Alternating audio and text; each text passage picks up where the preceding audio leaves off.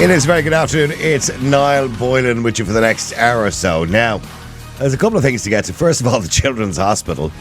My God. It could be February next year before the new National Children's Hospital is complete. It was meant to be October. It was meant to be last year. It was meant to be the year before. My grandchildren will have grandchildren before that bloody hospital actually opens. The Emperor Hadrian didn't wait as long for his wall to be built as we did for that hospital. It's a disaster. It's run well over budget. It's now up to 2.2 billion from the original estimate of 1 billion. It is probably the most expensive hospital in the world. And it's all down to the Irish government because they're useless. That's the word, useless. Remember, these are private contractors. Any other business, if a private contractor doesn't complete something in time, they get fined. You don't just keep putting the cost up. Anyway, we'll get around to talking about that later if you have any thoughts on it. And today, by the way, can I just say, I've just taken an hour or two out of campaigning. As you may have noticed, I've been everywhere. My latest video up there I put up, I was in the Navan Road in Cabra, which was a little bit odd for me because I stood on the spot where the mother and baby home was. St. Patrick's Mother and Baby Home in 1963, that's where I was born. And it was essentially an orphanage. And I was there for 14 months of my life before I was adopted. And that's where I stood yesterday. And it's not there anymore. There's a beautiful housing estate there called Kempton Park or Kempton Drive. And that's where the Mother and Baby Home used to be on that site. And I stood there and did a quick video, and I have it up on my Twitter account if you want to go and have a look at it. I want to thank everybody, by the way, all across Dublin. You've been so kind, so good to us. We were out the other day in the square in Tala, and the Irish Times were kind of monitoring us, supervising us to see how things are going and the issues that are coming up and all that kind of thing. And everybody that came over was just so good to us and so nice and said they were going to vote for me and all that kind of thing. At the start of this, I never, ever expected it to get to this point where everybody I'm talking to are so fed up and they're telling me that they're going to vote for me. And it's been mind-blowing. We had the official launch of Independent Ireland tomorrow, the party, at Buswell's Hotel in the Dáil. It was a great day. It was a great day to meet all the LEAs from all around the country who are running for Independent Ireland. It's been marvellous, really great. And a wonderful kind of coming together of minds, of people who want to do something better, who want to create history for future generations to say, we change the country. And can I say something to you? I know you think, some people have said to me, I couldn't be bothered voting. There's no point. It's always the same result. I think we're at a turning point in Irish history. And I think this particular election, this EU election, this local election, and of course the general election, probably before the end of the year, is going to be a moment in Irish history where the government got it so wrong for years and years and years that the Irish people turned their back on them. And we've seen that in the referendum, by the way, with the government and every NGO telling you to vote yes. But we were clever enough to know that we should vote no, not to remove mother, woman, and family from the Constitution. We knew that because we're not stupid. The same way as we're not stupid now when we go to the polls next week. We don't want the government in. You don't want Fine Gael candidates voted for. You don't want Fianna Fáil candidates voted for. You certainly don't want the Green Party anywhere near the building. A Green Party member should never be allowed near any government building or anywhere a decision is made. All they've done is tax you. That's all they do, is tax you. When you're taxing somebody for no particular reason, it's just a tax. It's not an environmental tax, it's just a tax because they don't feel any benefit to it. Anyway, I'll go back to the Greens again, but they should never be allowed near a government building. Then you have your opposition parties, of course, the Shinners, who have flip-flopped and done more U-turns, than, I always say, more flip-flops than an RTE summer party. But, they claim to be not open borders, yet back in 2004, they rejected the people's choice. 80% of the people, by the way, in this country decided they didn't want the birthright citizenship in Irish, people who were born here to become citizens, etc., etc. The Shinners objected to that and said it was a racist referendum.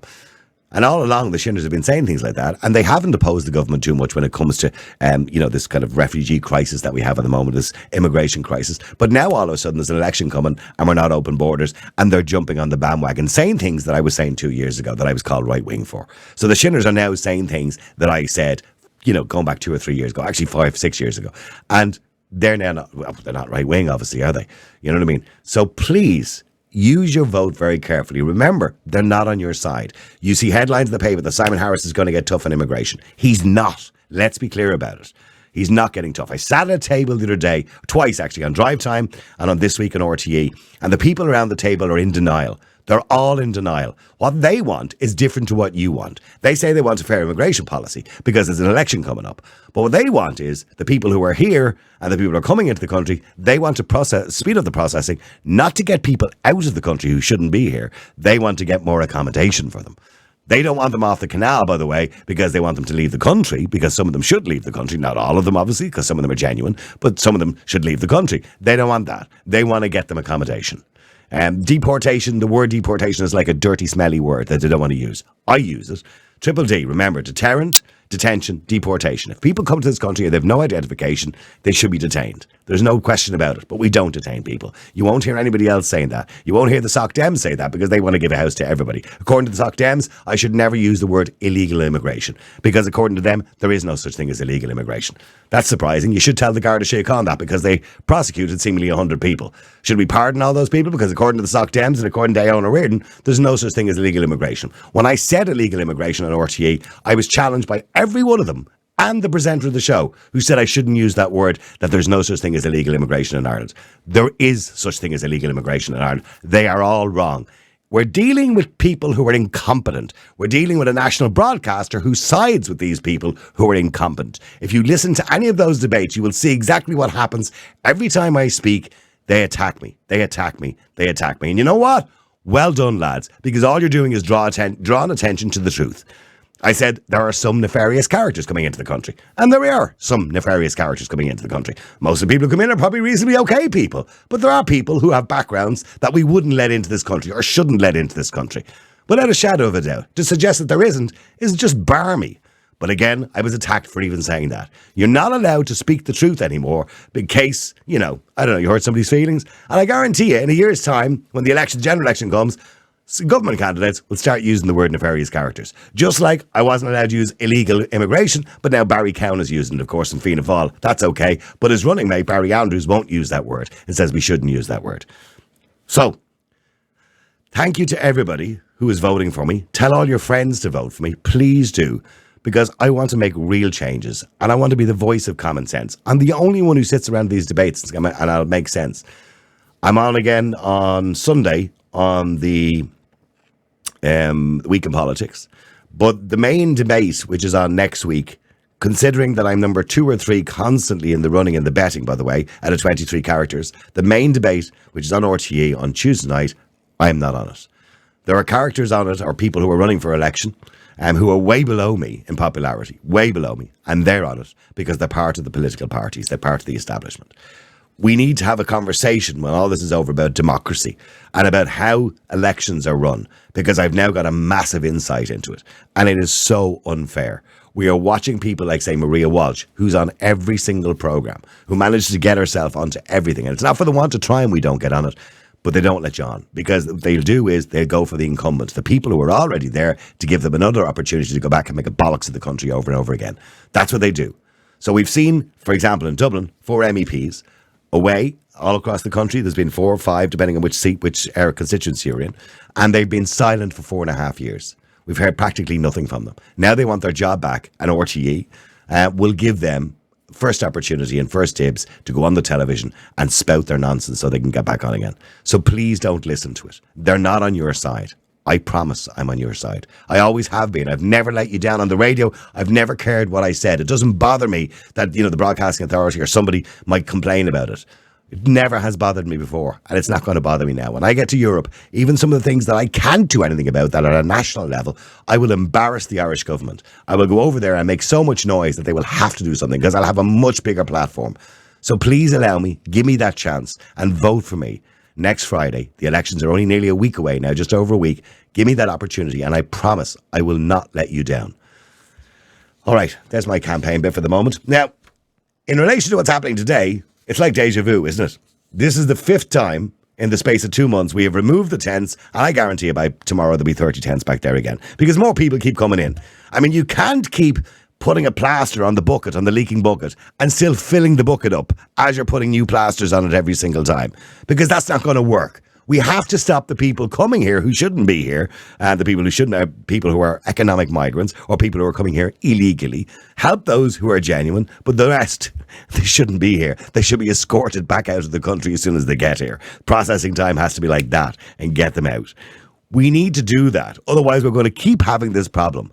All we're doing is just moving the chess pieces around the table. But I want to know, maybe you have a solution to all of this. If you have, I want to hear your solutions. 085 100 22 55. 085 100 22 55. You can't even walk around the city anymore. It's crazy. It's 085 100 22 55. Send it into WhatsApp. If you want to come on and chat to us, you can. Now, because I mentioned yesterday, of course, I was at the launch of Independent Ireland's campaign. And because our own candidates are finding great difficulty getting any airtime, I'm doing my bit. So I'm going to speak to some of our own candidates here on the air today who have been campaigning out on the trail all across Dublin, all across Ireland in the different counties. And I'm going to start it off by speaking to Linda Corsi, who is the Clondalkin LEA for Independent Ireland. Linda, hi, how are you? Hi, Niall, how are you? Wonderful to see you yesterday. Wonderful to speak to you. It shocks me, by the way, can I just point out that Breed Smith said this morning, Linda, that immigration is not the number one issue at the doors. I don't know what are you finding when you're knocking on the doors? It's definitely well up there, and it is immigration, but it's not even the fact that people are coming in. It's the fact that people seem to be treated better who come into the country. Like one guy was saying to me last week that, you know, he was in a pharmacy, he was just picking up some medications or whatever, and he's no objection to paying for the medications, but he said he was the only Irish person in there. He's in there about 15 minutes and nobody else paid for anything. And so people are just feeling like they're being treated like second-class citizens in their own country. You know, yes, there's people who are angry with all the numbers of people coming in, but also how they are being treated compared to how local people who are being treated, who pay their taxes, you know, pay their own way, do their bit, you know, contribute to the economy, and then feel like then they're being penalised just for, you know, for being Irish in their own I had the country. same instance with a couple, an elderly couple. I think they were 66 or 67 years of age in Tala the other day, and they were saying it really annoys them. They can't get a medical card because they're like €100 over the threshold. And they said, you know, 105 people came to Ireland last year from Ukraine, and they all have a medical card. And I think when you divide a society, and by the way, I don't blame the Ukrainians for that, or I don't blame the people in that chemist or whatever. It's the government. They're bad decisions by the government which divide society, isn't it? Yeah, because it's funny because they're always saying how decisive like people like you and me are because we're saying things like that, but actually they're the ones who are being decisive because they are putting these policies in place that are building resentment, you know, and some people, like, they're so angry. I've had a few people almost run me off when they think like I'm being a Fáill Fianna Gael. I'm like, no, I'm independent, you know, and then they relax and we have a good chat, like, you know, but like there's so much anger that's built up in so many people because they just feel like they've been ignored, they've been called nasty names, nothing is being done. Like, you've got so many elderly people, young people, you know, have to kind of call 3 weeks in advance to make an appointment with the doctor, like, you know, but, you know, you don't know when you're going to get sick, you know, who knows when they're going to need to see a doctor. There's no supports for children. I said that to somebody recently. I was making an appointment myself with the doctor, and they said, I could fit you in about 2 weeks. And I'm going, I said, so, like, if I break my leg, but do I need to plan it in advance or something like that? I plan to fall down the stairs, like, so, like, just that morning so I can get in and see it. It'll be grand, like, I mean, you know. the country is just a mess at the moment, and that's what's built up this anger and resentment. So the big issues, of course, immigration. Housing is a massive issue. And I imagine places like Clondalkin, it's generational, i.e., you know, the kids of the families want to live in the area, and they just can't afford it.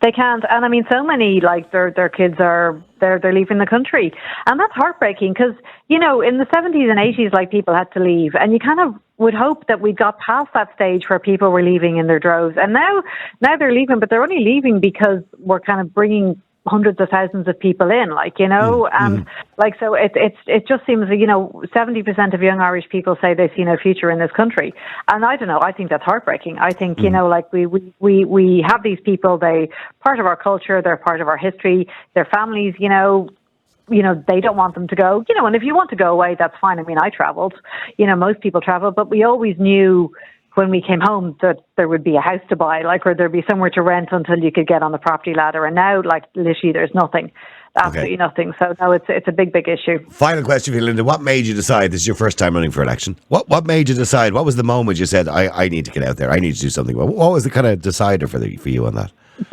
It was kind of building, like, I suppose since lockdown started happening, and you're kind of like, what's going on with all this, like, and then, like Zartoni and all that, So that was it's kind of been building since then, and just getting, the whole immigration thing. And it's not something, like, I'm 53. It's not something I ever considered doing, but the real catalyst was, and it was very much the proverbial straw.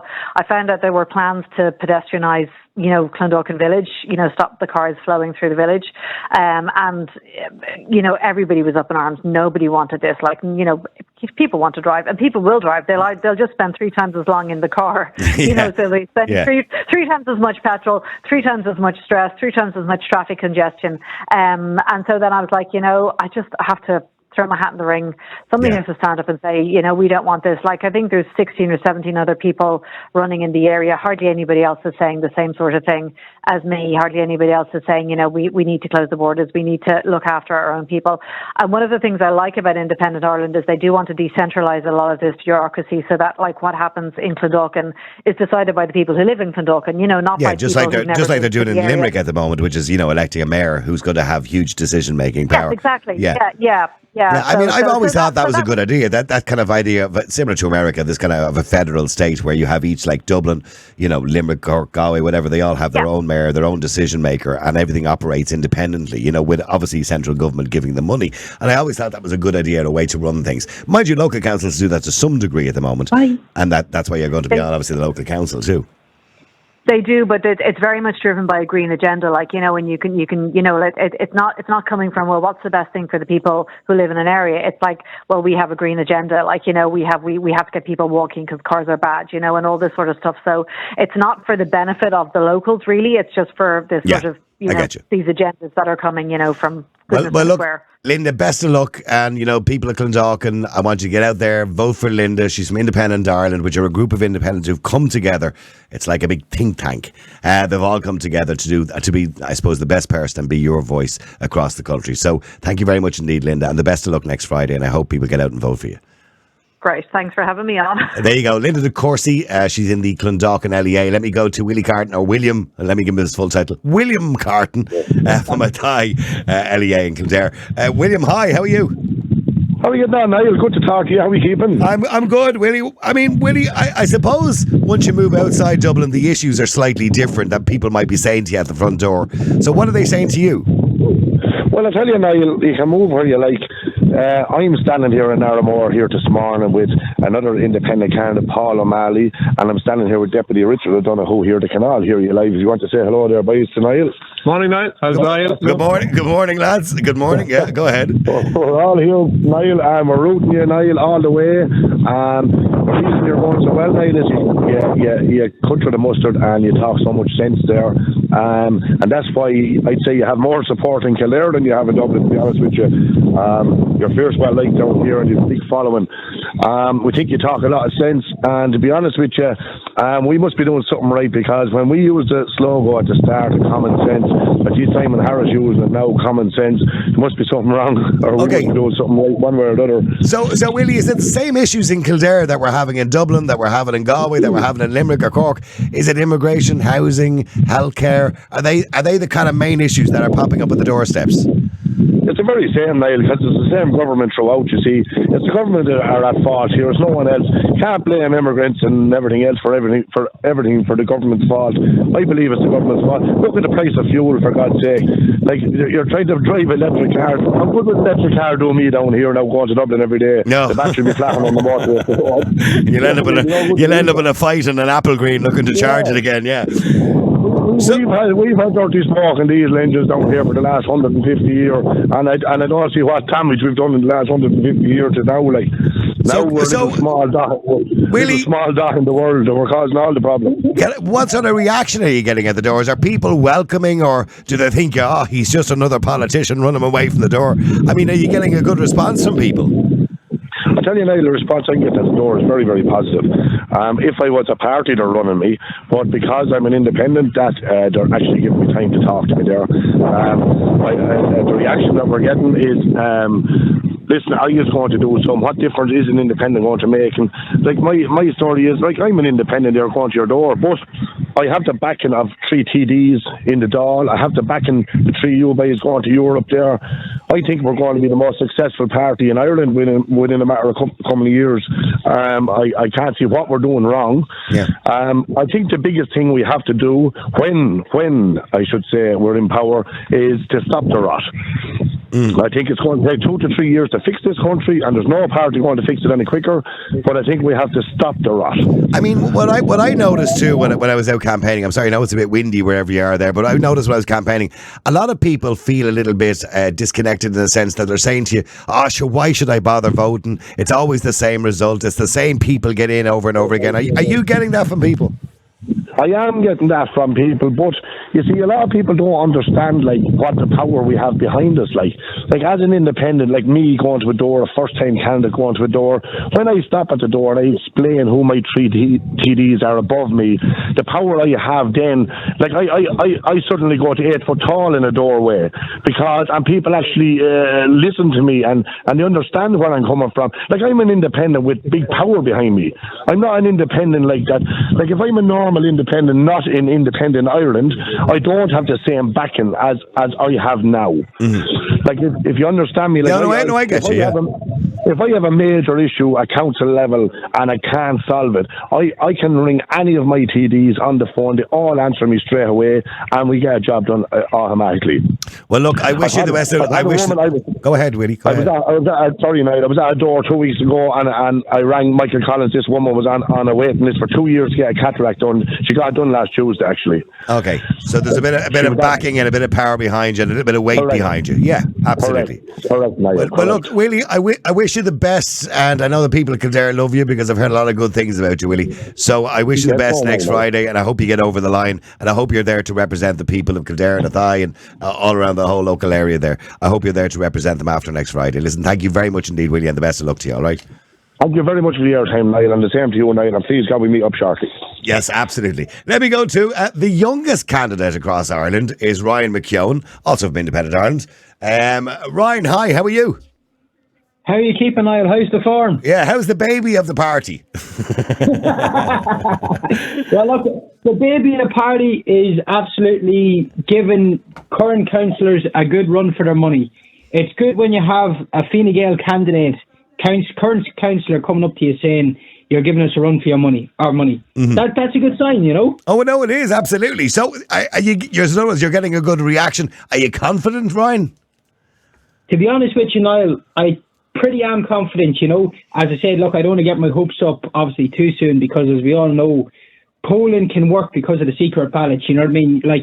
If you're guaranteed every person that says they're going to give you the number one, which I think they will, because to be honest with you, in my LEA, in Clane LEA, people are struggling. The working class families are struggling. And to be honest with you, a lot of people are saying to me, they're not voting in this election for local issues, for council issues, such as, we'll say, street lamps and potholes.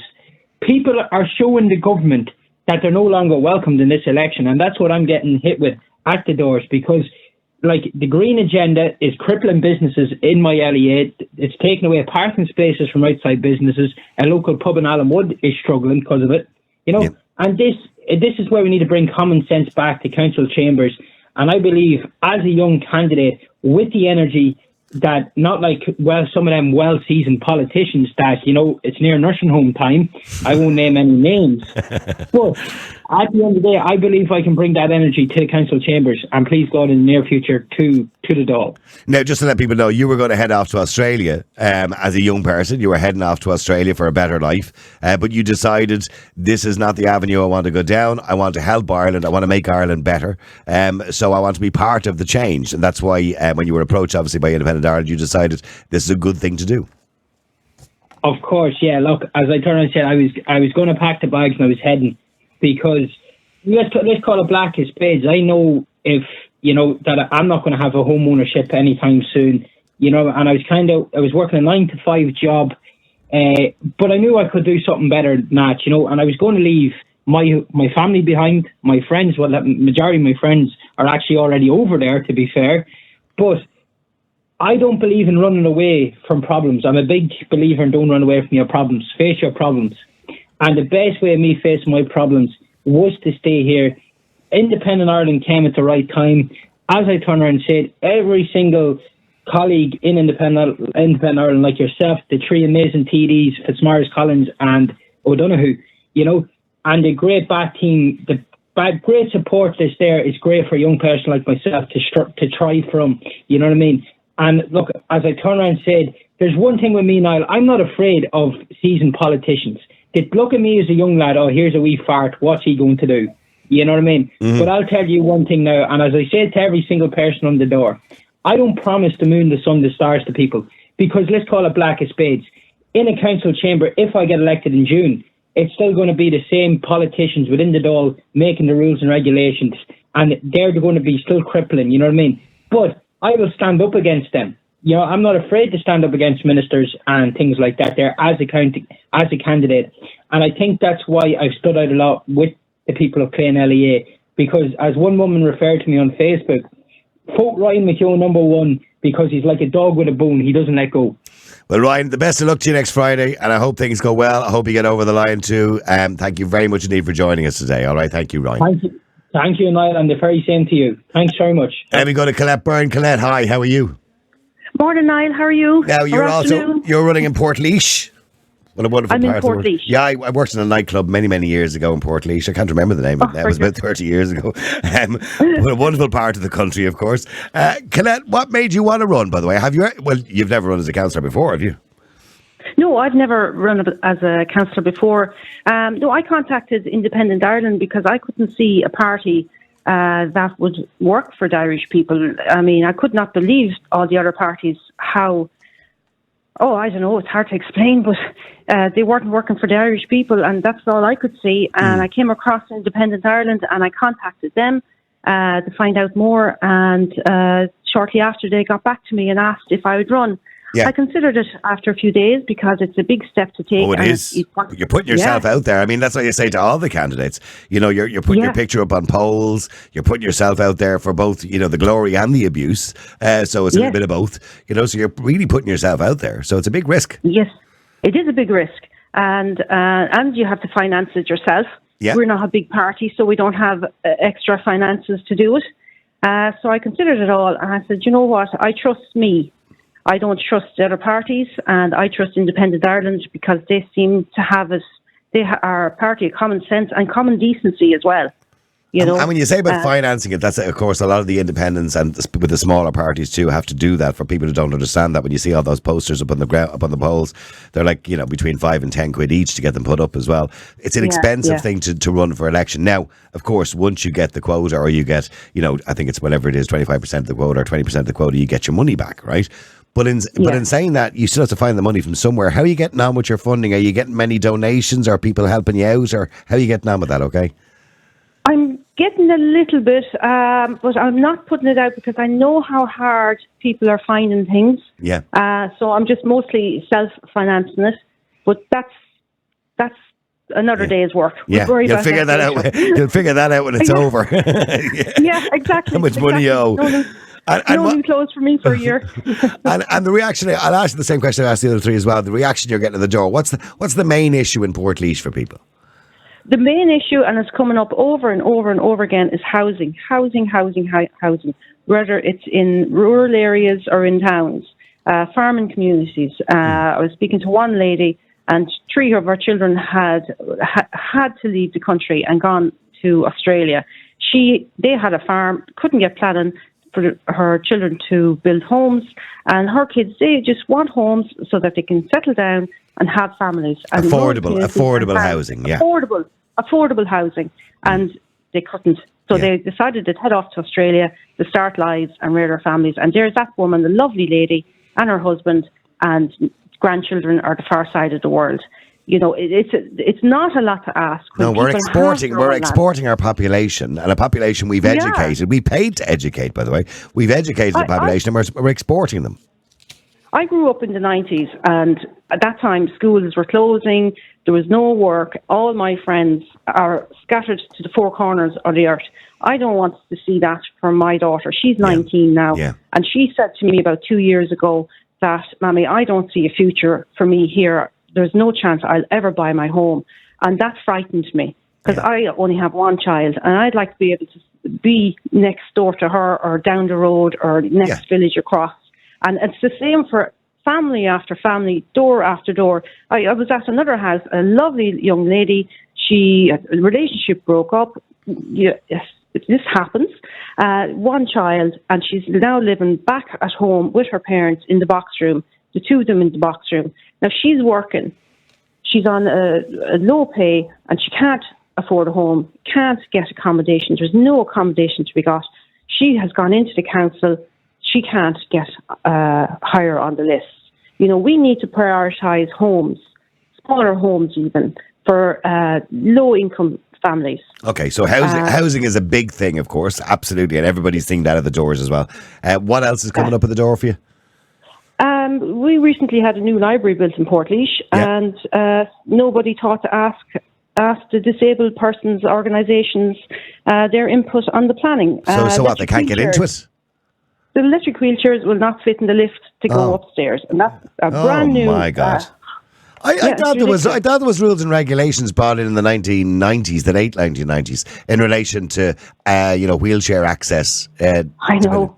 Yeah. Yeah, I know. It's probably just a regular, straightforward wheelchair, but it can't take the electric self. Yeah, because more and more people now, who are wheelchair users would use the electric ones rather than the manual ones. More and more people are using them now because they've become more affordable, of course. And that's shocking to think that they can't even get it into a bloody lift. Anyway, look, there's lots of local issues, and of course that's your job as a local councillor to deal with maybe local issues rather than the national issues, and to try and get funding for local issues. And I think you're positioning yourself well to do that. I wish you the best of luck, Colette. Are you hopeful? Are you confident? Well, I'll be realistic. First time out, trying to get my name out there, trying to get people to know that Colette Byrne is running in the Portlaoise local area election.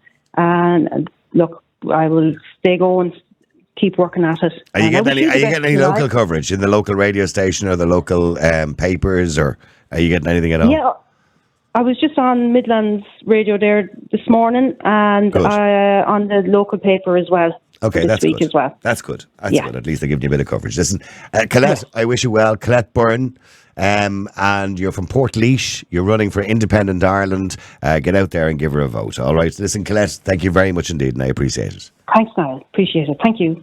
There you go. There's some of the local candidates, by the way, for Independent Ireland. Yes, Independent Ireland, of course. I'm biased. It's my podcast. I can do what I bloody want. RTE are biased. They're all biased. So that's my little bit of bias today. Independent Ireland, of course, are a party of independents who came together to try and fix some of the problems in Ireland and run for election. And I have to be honest, for a party that only exists really for the last 4 or 5 months, they have done incredibly well to get so many candidates. And not only that, we've got 3 candidates in the European election, including me, by the way, who all look like they might actually get a seat. Thank you very much indeed. I would really want you to go out and vote for me, by the way. Let me get it to Alva. Alva, hi, how are you? Hi, Niall, how are you? Good. Alva, you believe, in relation, go back to the tents on the canal, we need to stop pussyfooting around it and just admit there's a problem? Yes, Niall, I think we need to stop pussyfooting around this. I think they know what's happening here and they know what needs to happen. But what needs to happen, I suppose, isn't that the real question? Because, here it's like deja vu. When I see the article in the paper this morning with RTE, we're removing the tents again, putting up barriers. This is the 5th time we've done this in 2 months between Mount Street. I heard that. Yeah. I heard that this morning. It's the 3rd time in May alone that they've had to remove these tents. Who's paying for these tents? Well, NGOs are paying for them. Well, the state, you are. You're paying for them. Taxpayers. Yeah, exactly. Yeah. Like, when is this going to stop? Well, see, they're going to say, well, what's the alternative, Alva? If we don't give them tents, they'll be sleeping in the street in the rain. But mind you, my answer to that is a lot of them shouldn't be here. That's the bottom line. You can't just keep filling a bucket over and over again expecting it not to leak. Exactly. And they shouldn't even get to the point where they're in a tent on the street. No one should be in a tent on the street. And how fast they are to deal with this, but they couldn't deal with the Irish homeless in tents on the street for the past 20 years. No, they couldn't. And they didn't hand those homeless people money and hot food and medical cards and everything else. They did nothing for them. Irish people have died on the streets. When I listen to some of the political parties and some of the candidates running for both the European elections and local elections saying that this is not a problem, that we should stop making this a negative thing, I find it just mind-blowing that they don't accept it's a problem. And so if you've got candidates and government parties not accepting it's a problem, how can you ever fix it? I just don't understand when it's going to end. What is it going to take to stop this? And another question I have is, are there women and children sleeping in those tents on the street? No. No. No, the majority of the 30,000 who have come in for international protection over the last 2 years, I'm not talking about Ukrainians, I'm talking about international protection applicants, the vast majority are men. We know that. Yeah. We know that, Niall. And where are they going? Because just last weekend, we've had a new delivery into my area here in the west of Ireland of asylum seekers. Now, some are women and some are children, but there's an awful lot of men. And they've come from multiple countries, Nigeria, Jordan, Congo and Pakistan. Now, have these people come from the streets of Dublin? I don't know. We don't know where they've come from. You can't. It's like a game of drafts now. We're just moving them from place to place. So we're moving the problem now from the Canal to wherever, Citywest or wherever it is they're going to move them to another set of tents, that are probably better tents, and they just have, showers and stuff like that, and, available to them. But tents isn't good enough. Our local hotel is not good enough. We are a small town here, and we actually did a protest this weekend, and a lot of people are in support of us, but won't say that publicly because people are even afraid to say that they support the protesting of asylum seekers coming in. Now, we are a small Irish-speaking community here.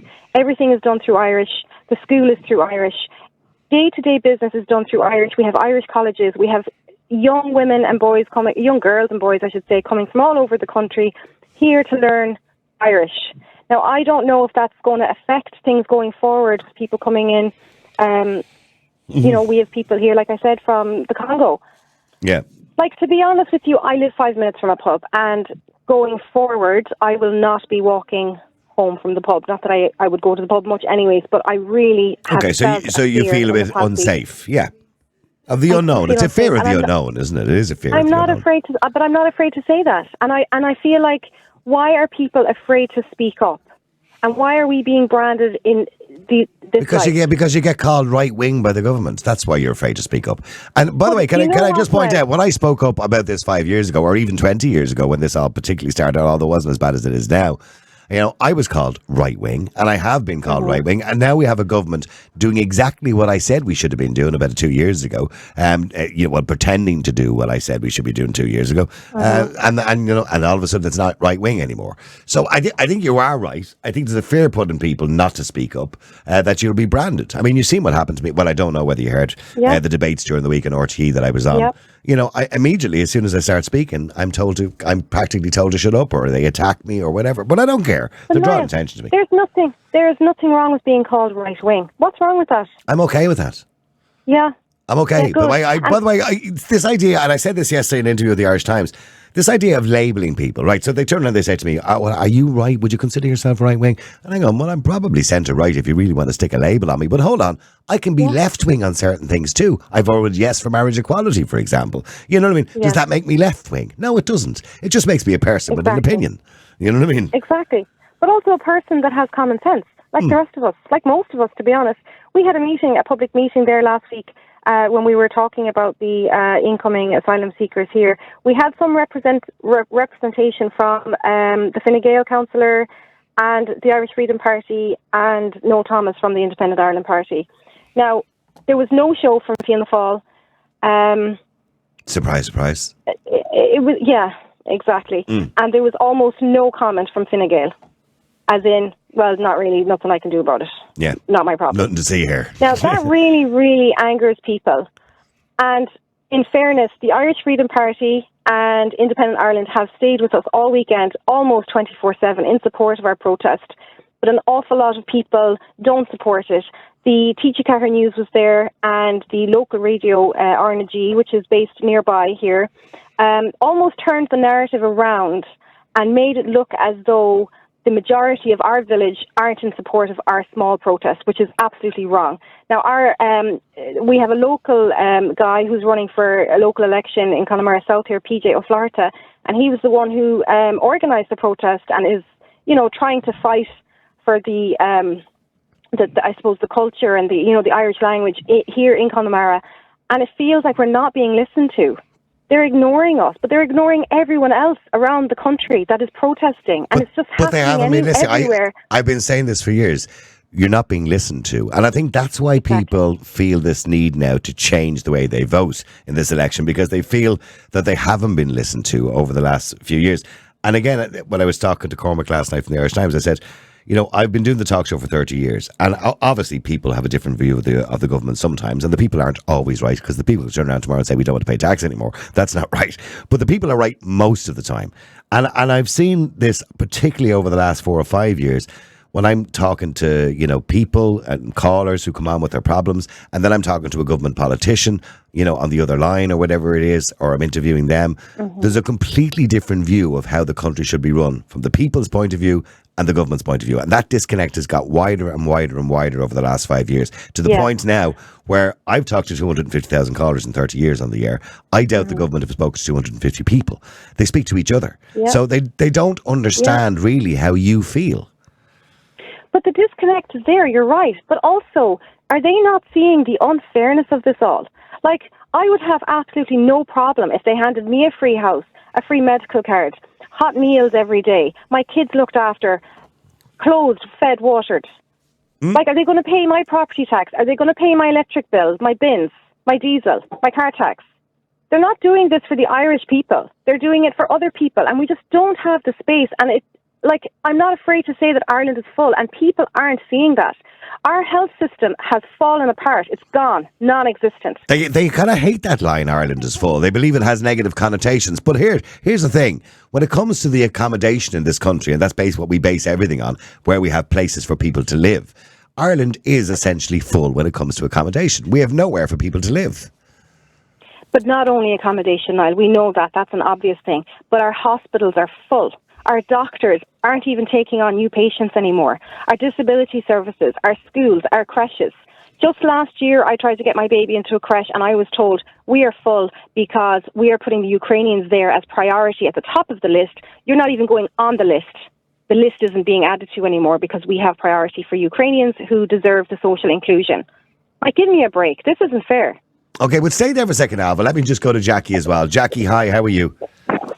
I'm good and listening there. And it's like waking up to a bad dream, isn't it, every single day? Oh, look at everything that she's saying is 100%, and it's like, okay, we say Ireland is full. Okay, we have land mass and all that, but then you have services. If the services can't keep up with the population, no, it doesn't matter about the land mass.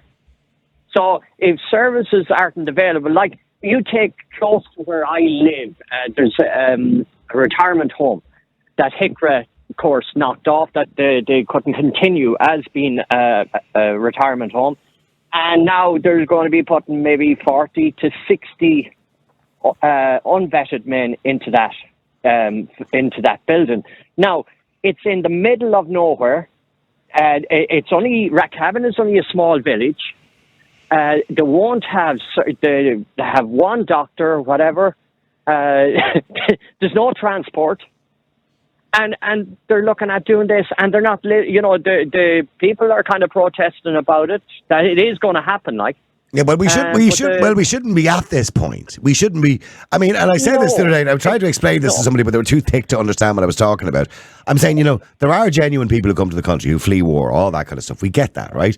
But if you weren't letting the ones that weren't genuine into the country, we would have no problem accommodating and facilitating the ones that are genuine. Do you understand what I'm saying? Because we would have 100%. Yeah, because the majority, and this is again, I was attacked on RT for saying this. The majority of people who are coming here are not genuine asylum seekers. They're economic migrants, or they're people who have no identification at all, who shouldn't even be in the country, by the way. And I said this already. When somebody comes into this country with no identification and is purposely destroying their identification, they should be detained until we establish exactly who they are by 100% through fingerprinting or whatever. Yeah. The idea that you would let a person into your country with no identification, like the guy down in Cork with 27 different identities, right?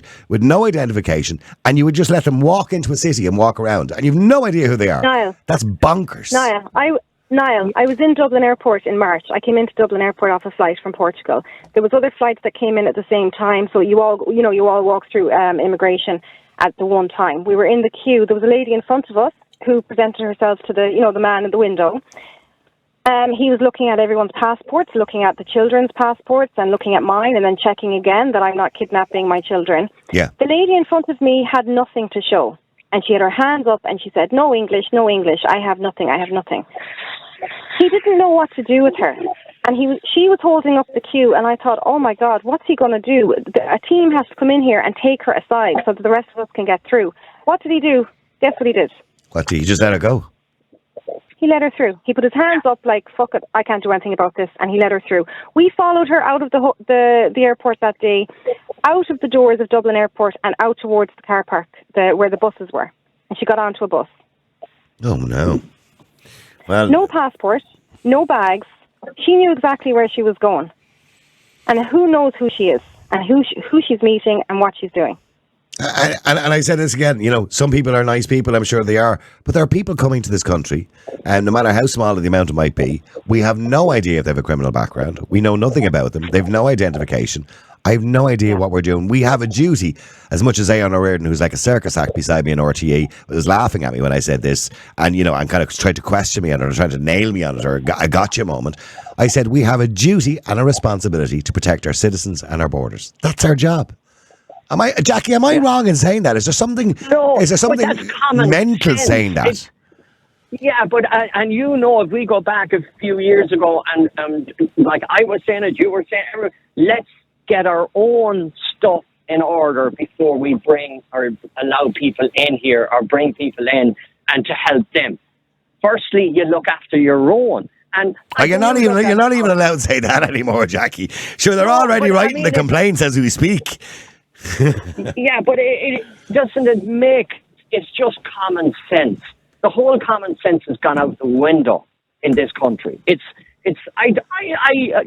kind of sit there at times and I go, what is really going on here? Because all the TDs, the councillors, the ministers, they know people are talking to them saying this is ridiculous, whatever.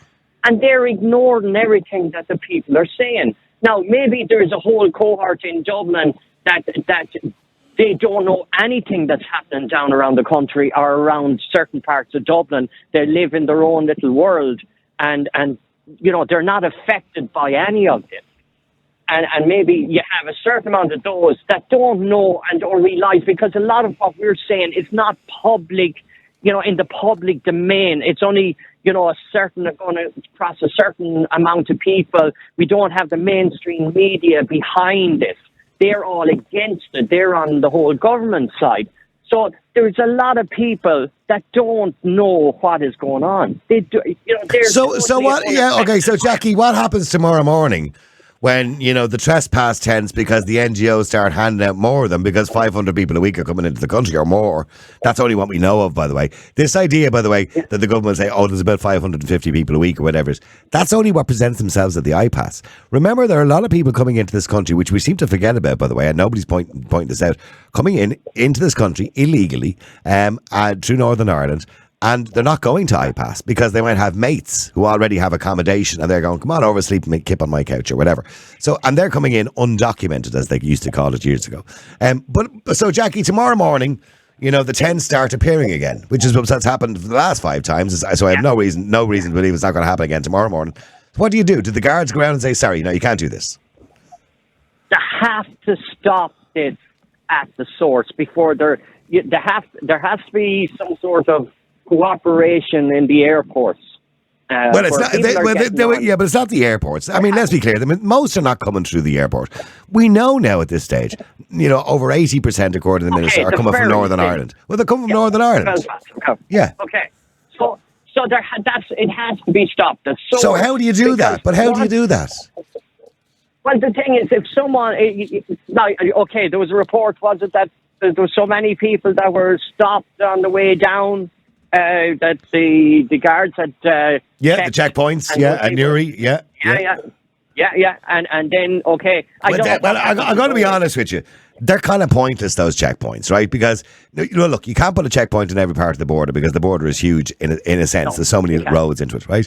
The guards are there at Newry. They're pulling in buses. Now, before they leave Belfast, and somebody told me this already, there's an announcement on the bus. Ladies and gentlemen, just to let you know, we probably will be stopped at Newry by the Irish Garda Síochána. Please do make sure you have your identification on you. As soon as some lad hears that who's doing a runner, he's going to get off the bus again, right? So, and then secondly, most of them at this stage have twigged that the guards are stopping the buses so they get taxis. They don't get stopped in a taxi. So that's kind of pointless exercise. And we're never going to put a hard border back in Northern Ireland. We fought too hard to get rid of the hard border. So the answer is to put a hard border down the Irish Sea. In other words, that we communicate and we work with the Northern Irish, with the First Minister of Northern Ireland. And we have, reception centres at Larne, at Belfast Airport, George Best Airport, or any way into Northern Ireland. There should be a reception centre where the Garda Síochána, together with the PSNI, work to detain people.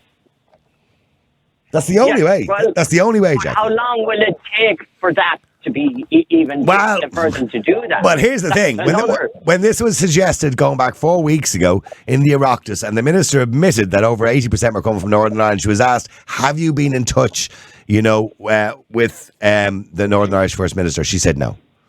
Now, you'd imagine if you realise there's a problem coming from Northern Ireland, the first thing you do is communicate, wouldn't you?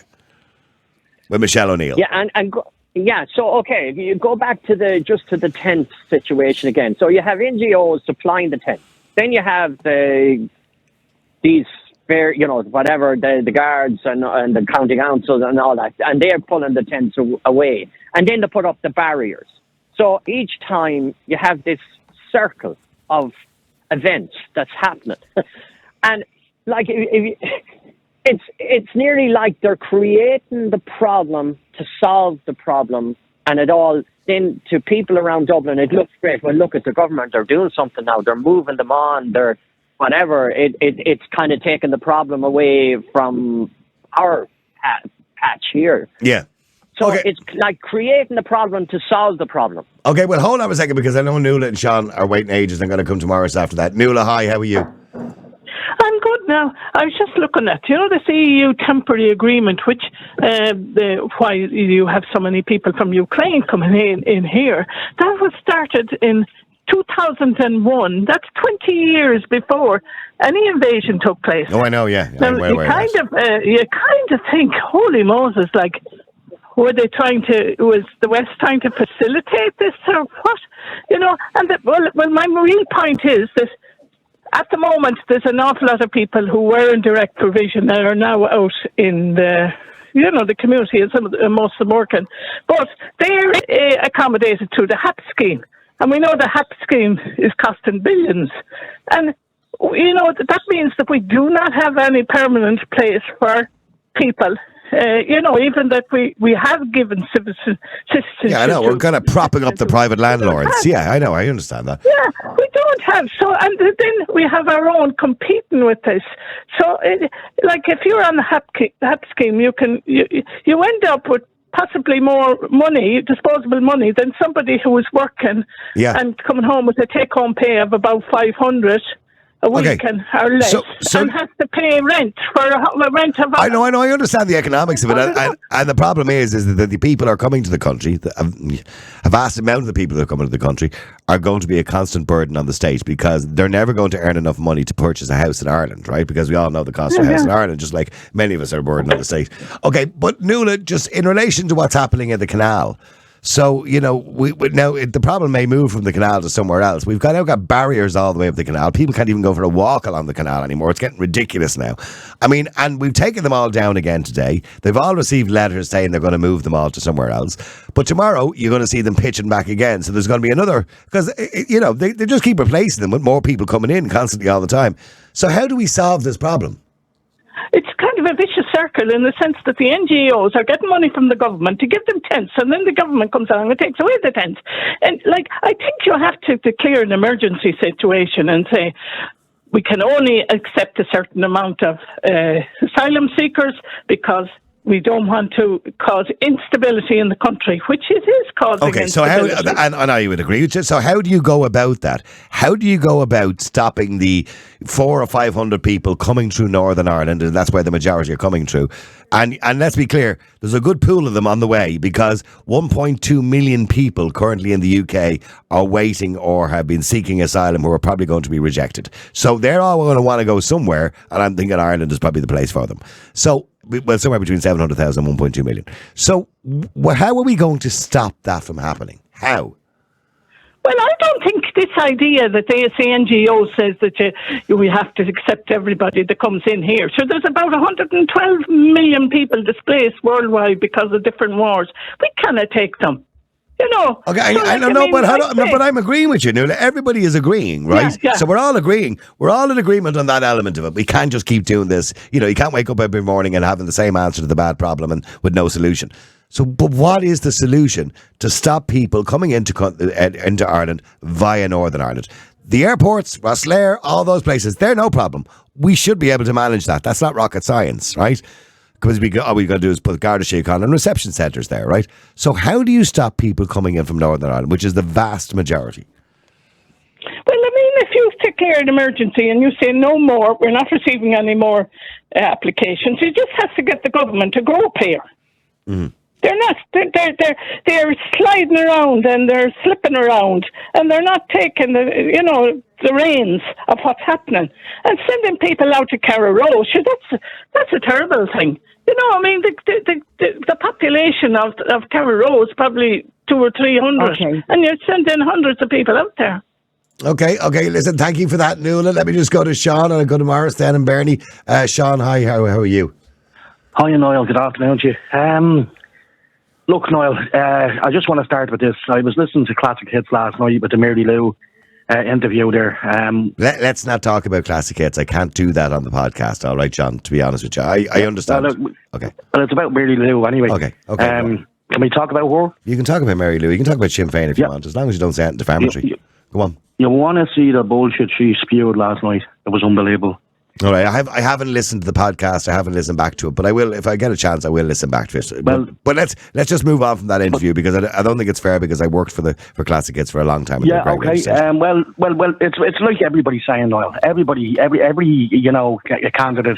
and that's the likes of Mary Lou, the likes of the Healy Rise, the likes of everybody. They're not answering everybody's questions. I'm not dealing with this head on. Mm. Now I want to say this to you, Niall. We were in there in town on Tuesday night. We were out for a bite to eat, and Niall, mother of God, and I don't know if you've been whining and dining in town lately, but by Jesus Christ, it's bad. There's just groups of foreign men sitting around drinking everywhere, and I mean everywhere you go. And I'm like, this is it now. This is our new Dublin. This is what Dublin's going to look like. And it's not stopping, Niall, as you say. There's 550 on the way, there's 600, they're all coming in their globes. And those numbers are conservative, by the way. They're only the ones that present themselves at IPAS, yeah. But what you said is, Niall, about stopping it, they have to be turned around, Niall. We have to start chartering them to jets and flying them back off. If they fly into this country, fly them back out. Boat them out, because we cannot go the way we're going. It's impossible. It's absolutely, I've heard one of your callers there saying, they're bringing them in, but there's no resources for us. Never mind them. We're in a crisis ourselves, where our doctors, our nurses, our healthcare system, we were in a crisis before this. So what did he actually think this is it's gonna buckle all of our services. It's gonna tire, a tiring health system already is, they're all gonna lose it now. I'm afraid the health service of Ireland, the doctors and nurses that we have here, I think we're going to lose them now. I think they're going to say, fuck this. There's a better life over in Australia for me. The rents, the houses are too expensive to buy, and the property is too expensive to rent. Look, something's going to give, Niall. And this is what I'm afraid, where our teachers are going. I know loads of people, Niall, that either have went or they're planning on going. Mm. And where does it stop? So do we all just give up and let the government do what they're doing and let them flood the country as much as they want? It's frightening, Niall. No. I know for many people it is frightening, and that doesn't take away from the fact that many people come here through the legal process, by the way, and work in this country from all over the world. And everybody's quite happy with that idea. But as you said, you don't want to see a Dublin where there's groups of young fellas, as you said, foreign young fellas sitting around drinking in Dublin City all night. They're everywhere, Niall. They're everywhere you go. A friend of mine works in James's Hospital, Niall. He was filling me in on what's going on down there. They're coming in their droves, Niall. They're queuing up in the A&E. They're going in, getting checked out, getting seen to. That's okay. But they're coming in their 20s and 30s, And he says, look, as a bad system that was going as it was, it's even worse now. It's getting worse, we can't even handle what we had. But now, it's treble the damage. Okay, the question I'm asking everybody, I've come up with solutions and I spoke about it on the radio on numerous occasions, but what's your solution to when you see that, and the evidence is clear, that the vast majority are coming through United Kingdom, coming through Northern Ireland? So what's the solution? It's a border around the sea. You said it. You nailed it. That's what we need to do. We need to take control of this now, Well, of course, we'd have to have the authorities in Northern Ireland cooperate with us on that, but that's something... we have to. We have to do something, Niall. We can't carry on like this. Niall, here's another one for you, right? I just want to give you this one before you go. So, I have no traceability, Niall. Say if one of these foreigners in a tent attacks somebody, Niall, we don't have a traceability there. We don't we don't know where to look to. He could disappear down the country for all we know. This is what I'm saying. They've no fixed abode. They've no traceability. They've no nothing, Niall. We don't know anything about them. We haven't a clue who they are. That's frightening in itself, even, No, I get what you're saying, Sean. Thank you for that. No, I do get what you're saying. And that's a really important point you made. A lot of them, we don't have a clue who they are. Let me go to Morris. Morris, hi, how are you? Good, thanks, Niall. Yeah, I'm sorry for keeping everybody waiting today. Bernie, I'll be with you next. Go ahead, Morris. I mean, Morris, we all know the problem. We see the problem. We see it there again today. Tents being removed from the canal. They'll be back there again tomorrow. We all know that. It's just like a vicious circle. So what's the answer? What's the solution? Well, the solution is, you've mentioned it, but also if you go back to 2000 with the foot and mouth disease, for instance, we worked in collaboration with the UK and both Northern Ireland and the Republic. We were checking everything coming in on the ports and stuff. Something like that has to be done. Again, in relation to the UK, it can easily be done. It's just a case of collaborating, getting on with politicians, and not demonising any time the UK does something, and not using that as a way of, look what the UK are doing. Like Leo Varadkar was doing a lot, and it just antagonising. It doesn't help. You're not going to get anything from someone if you're just trying to antagonise them for a few political points. There's some good points made today. First of all, Nuala is 100% correct. It should be recognised as an emergency. We need to establish that's an emergency so we can bring in legislation around that. But we need to work with Northern Ireland. Yeah, but in relation to dealing with it, like if I was Minister for Justice, I would have an interview and with Roger O'Gorman did, or Angela Merkel. Well, I'm going to be honest with you. If I was the Taoiseach of this country, Roger O'Gorman wouldn't be in a job. But however, what I would do is I would say to all these people that are planning on, like if you go onto Twitter, there's a load of Twitter spaces from all these countries, like Nigeria, for instance, and I sometimes listen into it. And they're saying about, you can go to Portugal, you can get in here and do this hospitality or whatever, they probably think we're all fools, and we probably are, the European Union. And what we have to do is we have to clamp down on it. We have to say, right, you're not coming in. Like if there is not every country in Africa or the Middle East is a war. If you look at World War II, for instance. The majority of people coming to Ireland are not from war-torn countries. They're from what we recognise as safe countries. I think we've a list of 10 safe countries now. Yeah. So like if this was World War II and Ireland was at war, you go to the nearest safe place, which is hypothetically the UK. You wouldn't be, I have to fly over to America now and get a free house and stuff. You know what people who are doing that, like if you're from Eritrea, the safest country nearest to you is Kenya. And Kenya's actually doing fairly well, but they don't want to do that because... But you know what we're doing by accepting... But you know what Europe are doing by accepting 6 million people, I think, next year, right? Fleeing right into Europe. What they're essentially doing is, because what we're seeing from the demographic of people that are coming, they're mainly men. They're mainly between the age of kind of 20 and 45. And what we're essentially doing is we're emptying the villages in these small economies across the coast of the African continent and Asia and places all around the world. We're emptying up these small villages, which is destroying their small economies. Now, don't get me wrong; a lot of them are corrupt economies, but we're emptying them out where there'll be no workers there, and we're making their economies even worse, which encourages the problem even more by allowing it to happen. Do you understand the point I'm trying to make? I do, Niall, but I would disagree with you because most people, for instance, in Africa, the big problem there is you have people having too many kids, and their solution is, let's say a family has eight kids, 7 of them go to Europe, and the one fella minds the parents and keeps 2 cattle going. That shouldn't be our problem.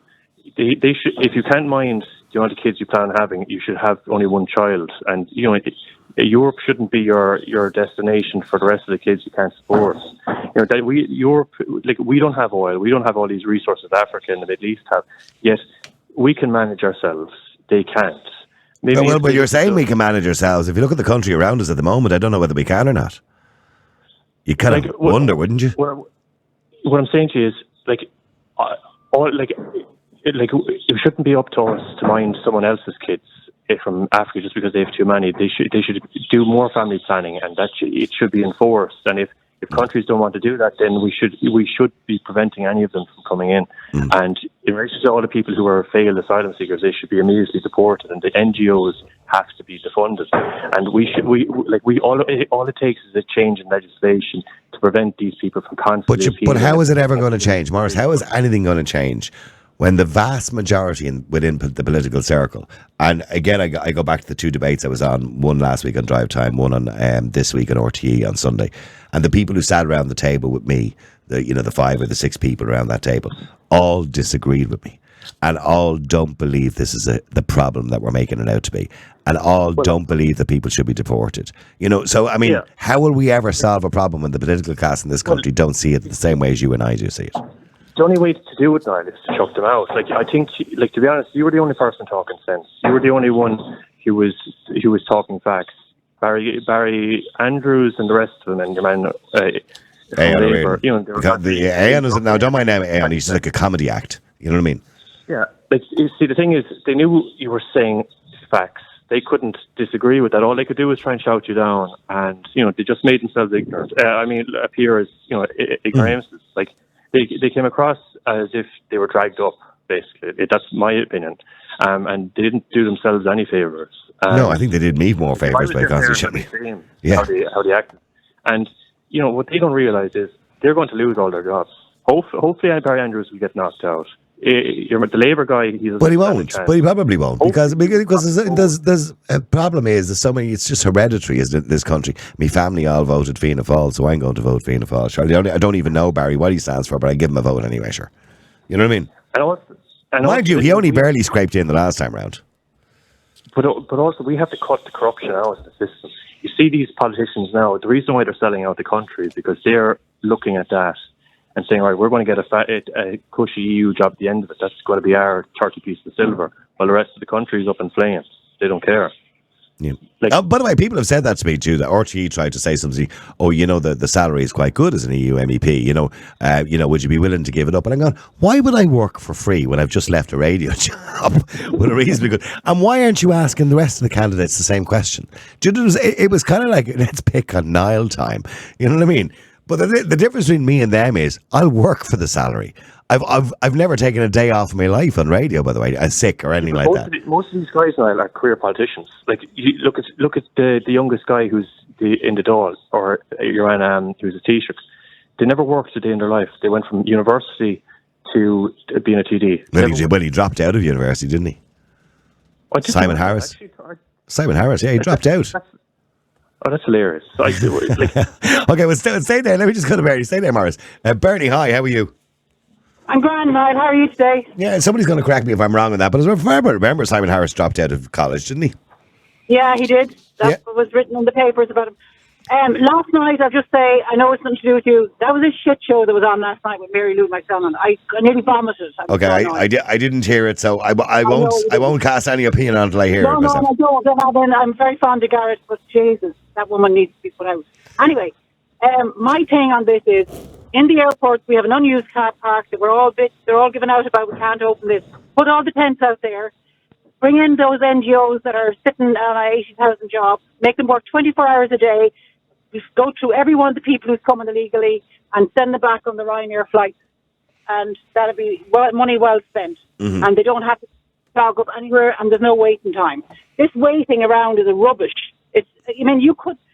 back on the next. In Australia, you're turned around within 24 hours. Oh, you're kept in a room. We've seen it on that programme, Nothing to Declare. You're interviewed in a room for 20 minutes where they check out your credentials and make sure you are who you say you are. And even at that, they ask you then, give us a good reason why we should let you into Australia. And they'll either let you go if they think you're not going to be working, because of course that's the reason most will go, or they'll put you back on the next plane back to where you came from. Yeah, so why are we not able to do that? Are we a bit simple or something? Like, I don't understand why we're tolerating tents. Like, you and I could be But Bernie, they don't. But see, they're not on the same wavelength as you and I. Like, for example, they wouldn't even let me on RT use the word illegal immigrant. They said there's no, and I'm quoting the rest of them in the room, right? They said, all 6 of them, there's no such thing as illegal immigration in Ireland. I mean, that's how mad they are. Listen, Niall, I went to Sligo yesterday, and I went through every along the way, Charlestown, Claremorris. It was wall-to-wall people who were here who were not Irish. And this is a small community that I was driving through yesterday. And along the roadside was people walking with children who weren't Irish. Like, this I mean, by the way, I don't want to come across as people who, somebody who doesn't accept diversity. Of course I do. And it's wonderful to see people, working in Ireland and contributing from all over the world in our hospitals, in our hospitality, who come through, by the way, get a visa to work in this country or come here through the proper channels, or indeed if they're coming from a war. But that's just not the case anymore. It's just like a stop-off point for anybody who wants to come here. Yeah, Niall, we can't go on. This is going on. How long are we talking about this now? It must be 5 years. I'm hoarse here and talking and finding solutions. Like, there's so many solutions. The airport is there. The people who are flying them in should be held accountable. They're not accepting. If they're letting them on with no passports, well, then they should keep them and bring them back. But there's the problem when they are coming in via planes, they couldn't be getting on a plane with no passport. So what they're doing is they're flushing their passports down the jacks, or they're destroying them somewhere on the plane. But I mean, how is the airplane? Then you and I can't do that. You can't even go to London without a passport. No, I know. No, it's ridiculous. I know. So why are we allowing this? You heard Alva at the start of the show. She said she came through Dublin Airport. I can only believe what she tells me. And the queue was held up because there was a woman, she said, of foreign descent, had no identification. Your man in immigration got so pissed off, he just went, go ahead. And he said, we followed her out. She walked out of the airport and got in a bus. Yeah, and that's happening a lot. I've heard that. That's not the first time I heard that story. No, I find that I'm not doubting Alva, but I just find it difficult to believe that an immigration officer would be that incompetent. But maybe they are. No, I don't know. No, I've seen it, and I've seen it with my own eyes. They hold a piece of paper, and they walk them through. If there's a big queue, they just walk them in. I've seen it. I've been in the queue waiting to come back. And do they not? Surely they. I was going to say take their name and address, but they don't have their name and address. They have no identification. So I don't know. I've seen it myself when I was in the airport. And that was 5 years ago. And I saw it. So that lady's telling the truth. Oh no, I'm sure she is. I don't have any reason to doubt Alva for a minute. But why are they allowed to put the tent up? Somebody must be able to see them put the tents up in the first place. Surely the guards can say, no, you're not allowed to do that here. But if the guards say that, then you've got all the NGOs and charities going, oh, you can't treat people like that. That's not humane. They need somewhere to stay. You put up a tent. You try putting up a tent outside the door there. They wouldn't be long and stick me along there. You wouldn't be allowed. You'd be put in jail. Yeah, well, I put a tent up during the week and just see how long I last for the crack. Yeah, put a tent with Vote for Niall on the side of it. And whatever crisis you want to end. See how long you last. Absolutely. Listen, Bernie, thank you very much indeed. Appreciate it. And thank you, by the way, for all your support, Bernie. You've been wonderful, by the way. Not at all. I love you lots, okay? And love Karen. All right, thank you. Bye-bye. Let me go to Joanne just to finish up for today. Joanne, hi, how are you? Hi, Niall, I'm good, thanks. Sorry for keeping you so long, Joanne. I mean, here we are, tents down, tents back up again tomorrow. 5th time now they've done it. Well, if people don't wake up and see what the bigger picture is, we'll be talking about 50 tents, because it's as obvious as the dog on the street knows this. They're desperate to get the migration pact through. Nice. Yeah. You need to know that. People need to understand that. They're desperate to get it through. They're desperate for us to accept it, okay, and to ratify it. So they're letting this chaos happen deliberately. So they'll come along and say, but sure, look, if we sign into this, we'll be able to manage it. Do you understand? I used your story, by the way, Joanne. I used your story in one of the interviews that I did recently. And I remember you talking to me about your son and not being able to get Yeah. somewhere to live. Isn't that right? And That's how right, it yeah. angered you, that there were modular homes being given out to Ukrainians in Mallow, I think it was at the Yeah. time. There's your son trying desperately to get a house for him and his I told you. his family, yeah, and he couldn't. They took him off. They were on the CBL list, Niall, and she was bidding every time your house came up, and never realised they were after being taken off it because his income, he got a rise in his job, and they took him off after 6 years. Yeah. So my anger gets bigger every day of what's going on in this country, and people will not wake up and see it. The Irish people at the moment, okay, we are being taken to court. At the moment, the case is ongoing in the High Court. NGOs are funding it.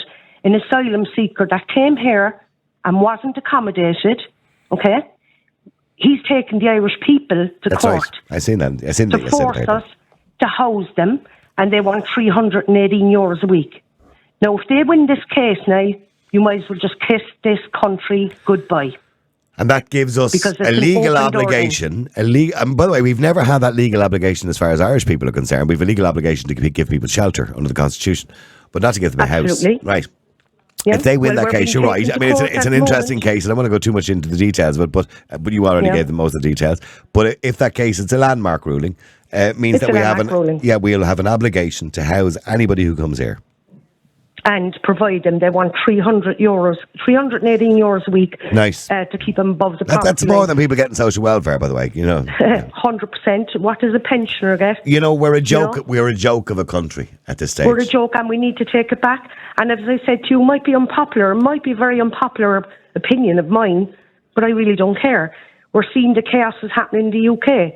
At the moment, tomorrow there's going to be massive protest in the UK on the streets against this, right? Because they brought in the Rwanda plan to try and solve it. They can't solve it. There's only one way this will ever be solved, is through the European Courts of Human Rights. And if Britain pull out of that, which I believe they will, we're just finished. We might as well just lie down now and die, because they will not be able to go to Britain. They'll be able to walk over the border here without a passport. Try that in Australia. Well, I tell you another thing, by the way. If people vote in some of the European MEPs, obviously with the exception of me, I want you to vote for me, that we have currently Of course I running. would. You're not in my location, but I 100% would. Well, there's some of them there, by the way, and they will only make this country worse, because I've heard some of them Yeah. talking about, for example, they want to bring in hate speech laws all across Europe. In other words, that's just to silence us all. They also, some of them believe that, we should be taking more refugees. Some of them believe that this is not a problem. I heard Rory Ahern saying the other night, Breed Smith and many others saying this crisis is not a problem. We shouldn't be looking at it as a negative thing. I mean, how can you not look at this as a negative thing for Ireland? I mean, it's just bizarre. Imagine those people. They're the people who want to represent, the people of Ireland in Europe. Like, it's nuts. There's nobody representing the people of Ireland at the moment. Nobody, only Well, I will. you and one or two other good people that are. And who are you going to country. vote? Who are you going to vote for? By the way, when you're in Cork, so. Oh, absolutely, yeah. I'm obviously I'm going to vote a lot of nationalists, but I'll do my research first. A lot of independents, and I'll do my research first. Yeah. There won't be one of the mainstream. But this is all because of the Immigration Pact, and if people can focus on that now, that's why they're allowing the chaos to happen, because we'll go down on our knees begging, oh please, ratify it and let us join. Wake up, see the bigger picture. Okay, listen, Joanne, unfortunately I've run out of time. Thank you very much indeed, and the best of luck with your voting next week. I hope you pick the right people next Friday. I'm just reading here, around 1,000 asylum seekers will be accommodated and tented in accommodation at Thornton Hall by the end of June. And that's according to the Journal today. By the way, Niall Martin, in relation to the hospital, the Children's Hospital, he's accused the contractor of the National Children's Hospital of delaying completion to extract more money. Yeah, it's always somebody else's fault, really, isn't it? It's never the government's fault.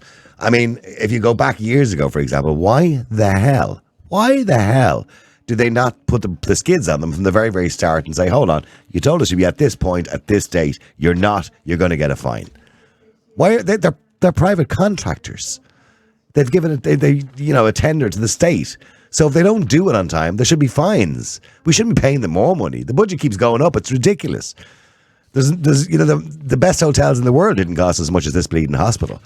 Oh, it's typical of the Irish government. They just can't do anything right. Okay, some of your messages, by the way, coming in on WhatsApp as well. Hi Niall, how's it going? Sandra Clark here from Athlone here. Just letting you know that them 100 migrants that are sleeping out in Dublin in the tents will be moved down to Westmeath and Curry. When God only knows. But just letting you know that I shared the post from the Westmeath Independent, and it was taken off the Westmeath Independent page, and the TD in Athlone, Paul Hogan, it was shared from him as well, and I shared it, and basically it was a violation. So Facebook are putting it lower down the feed. I won't be able to come on today, but seemingly Facebook don't like these kind of posts on their page. Niall, how are you? Niall, my daughter went away to Spain 2 years ago, and every morning I wake up heartbroken. Literally heartbroken. I wake up. There's not a minute goes by where I think about her, and I just want her here beside me. But she said, Dad, there's nothing here from me, nothing at all whatsoever.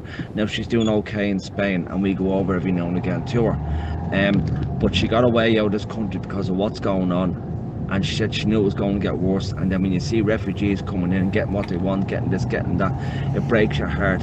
My heart is absolutely, it's trashed. It is, because my daughter is away because of this country and because of what's going on in this country, because the way everybody gets more and gets what they should be getting, what the Irish people should be getting, and they're getting it instead. There's an awful lot of people moving away because of what's going on, you know, and the likes of yourself, Niall, going out fighting for us, we can't thank you enough. We really can't. Cheers, pal.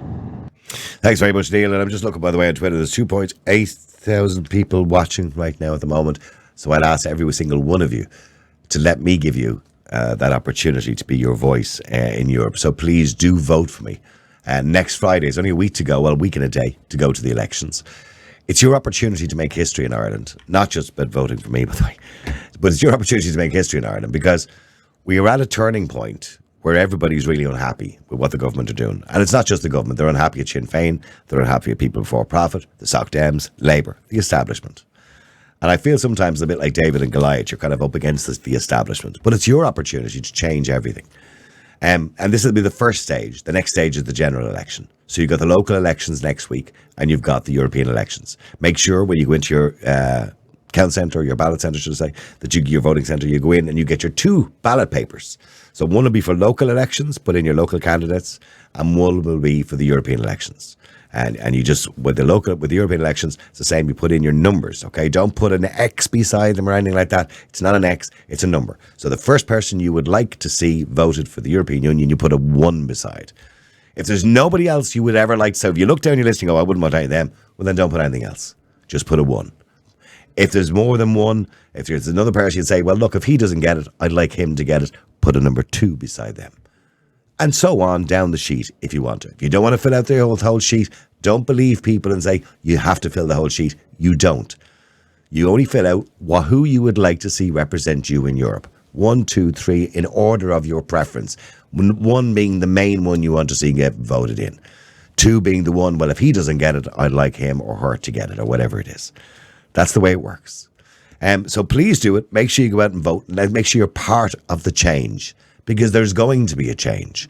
And, you know, don't lose faith in the European Union. You know, generally speaking, the European Union has been we've gained a lot. And I know I don't want to get it to a point where everybody wants to leave Europe, and that could happen too, by the way. And we'd look at that when the time comes. But the European Union can be good. The problem with the European Union right now is it's full of lefties. And it's full of lefties making bad decisions. We need, and you're going to see it across Europe now, you're going to have centrist and right-wing politicians being elected to Europe. That's going to change Europe. It's going to put me in a better position if I'm elected to work with those people to make sure those changes are positive for Ireland. I'm not like Fianna Fáil. I don't believe, as according to the posters, that Europe matters. I believe Ireland matters within Europe. I will be getting Europe to work for us, not the other way around. We won't be working for Europe. We've seen it with politicians in this country. They're so invested in Europe and their jobs in the future in Europe that they don't give a shit about you. I care. I've been listening to people for 30 years. So please do give me a vote next Friday in the elections. And I promise I'll be the real voice of Dublin and Ireland. And people often say to me, now, why do you keep saying Dublin? Why don't you say Cork? Well, I'm not running in Cork. I'm running in Dublin. The other bit of a confusion, by the way, Unlike the local elections, no matter where you live in Dublin City or County, you can vote for me. No matter where you live in Dublin City or County. It's not local, all right? Thank you to everybody. Don't forget, by the way, keep supporting our podcast as well. It's difficult for us at the moment because, as you know, we have to subsidise it. We don't get enough money or make enough money to keep it going. So please do try and subscribe. And the reason it's more difficult is because I'm not working at the moment, because I can't, because I'm running for election. So I had to go off the radio, as you know, nearly 6 weeks ago now. So it's difficult. You know, I'm not going to have a pay packet. So I'm on the beans and chips. So please help us to support the podcast just so we can pay the bills. Go to the podcast site, www.niallboylan.com. That's www.niallboylan.com. And I promise you, we'll make it up to you. We will. I know we've missed a couple of podcasts because the elections have been busy, but please try and support the podcast. If you can do a donation on the website, niallboylan.com. That's niallboylan.com. If you can do a donation, or indeed if you can subscribe to our podcast, I'd really, really appreciate it. It would help us so much coming towards the end of the month when we have to pay the bills. Thank you so much. Anything at all will help, by the way. $5, $10, $20. If you can do anything at all, niallboylan.com. Just click on the donation button or on the subscribe button if you want to subscribe monthly. It's like buying me a cup of coffee or something like that. You know what I mean? Just for the work that we do. There's 3 of us work on the show. We work for free. Listen, thank you very much indeed. I shall talk to you again tomorrow at the same time. Until then, have a great day. The multi-award-winning Niall Boylan Podcast. Listen live on Facebook, YouTube, and all the usual live stream services. To get in touch, just WhatsApp or text 085 100 2255. The Niall Boylan Podcast. They told me to shut up. Available for download from all your usual platforms.